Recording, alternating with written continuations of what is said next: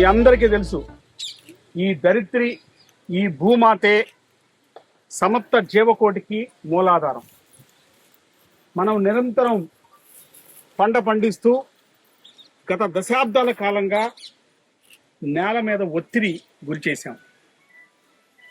దాని పర్యవసానమే ఈరోజు భూసారం తగ్గిపోయింది. అనేక రకమైన మార్పులు వచ్చినాయి. ముందు తరానికి మంచి భూమిని, సారవంతమైన భూమిని అందించినప్పుడే మనం ఆశించిన పంటలు పండుతాయి, సాగు ఖర్చు గణనీయంగా తగ్గుద్ది.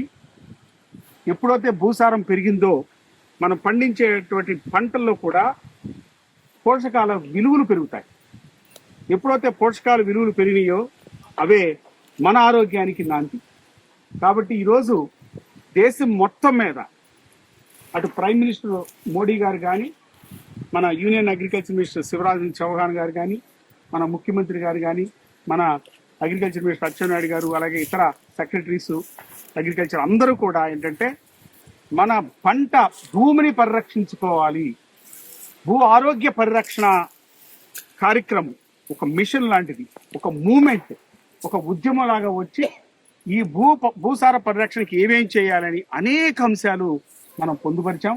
అందులో ప్రధానంగా ఏంటంటే తొలకరి వర్షాలు, మృగశిర కార్తె రాగానే పడే వర్షాలకి భూమిని దున్ని, ఆ భూమిని దున్నిన నెలలో మనం పచ్చి రొట్టెలు సాగు చేసి తద్వారా వచ్చినటువంటి పచ్చి రొట్టెల్ని కలయి దున్ని భూసారాన్ని పరిరక్షించుకున్నట్టయితే సూక్ష్మ పోషకాలతో పాటు సూక్ష్మ జీవులు వృద్ధి చెంది మనం వేయవలసినటువంటి పోషకాలు 3వ వంతు తగ్గుతాయి.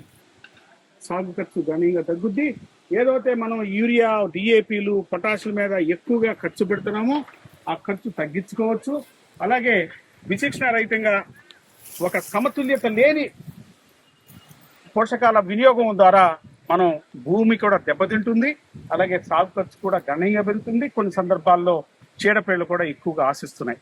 అంటే మితిమీరి ఏదైతే చేస్తామో అటు యూరియా అధికంగా వాడండి, డిఏపీ అధికంగా వాడండి. దీనివల్ల పంట దిగుబడి పెరగటం కంటే కూడా చీడపీడలకి అది లొంగిపోయి తద్వారా సాగు ఖర్చు కూడా గణనీయంగా పెరుగుతుంది. కాబట్టి మన నేలని పరీక్షించుకునే కార్యక్రమం, మన నేలలో ఉన్నటువంటి ఆర్గానిక్ కార్బన్ ఏదైతే చెప్తున్నామో, సేంద్రీయ కార్బన్ ఇప్పుడు చాలా గణనీయంగా తగ్గింది గత 60 సంవత్సరాల్లో. దాన్ని దాదాపు ఎంత తగ్గిందంటే గతంలో కంటే 3వ వంతు పడిపోయింది. ఇప్పుడు దాదాపు 0.4% సరాసరి ఉంది. అంటే అది ఒక డేంజరస్ సిచ్యువేషన్కి మనం వెళ్తున్నాం. దీని నుంచి మనం బయటికి రావాలంటే ఈ ఖేత్ బచావో, ధరిత్రి బచావో, నేలని సంరక్షించుకోవడం ద్వారా సాధ్యమవుతుంది.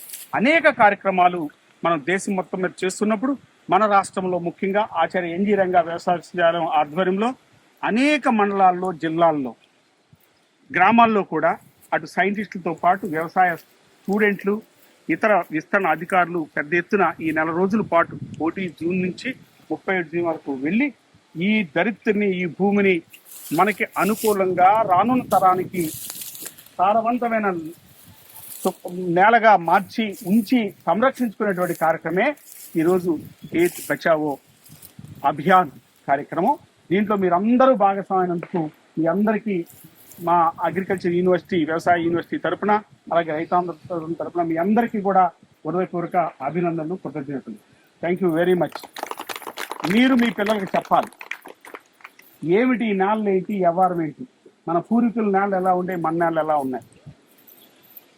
తరం నిరంతరం పండించుకుంటా పోతుంటే తిరిగి దానికి ఏమిస్తున్నాం? ఆ గడ్డి కూడా వెళ్ళిపోతున్నాం, ఆ గడ్డి కూడా తగలబెడుతున్నాం. అది ఎంతవరకు భూమాత భరిస్తుంది? తిరిగి అది ఇవ్వాలిగా మనకి. అది అంటే దానికి తిరిగి మనం ఇవ్వాలి కదా.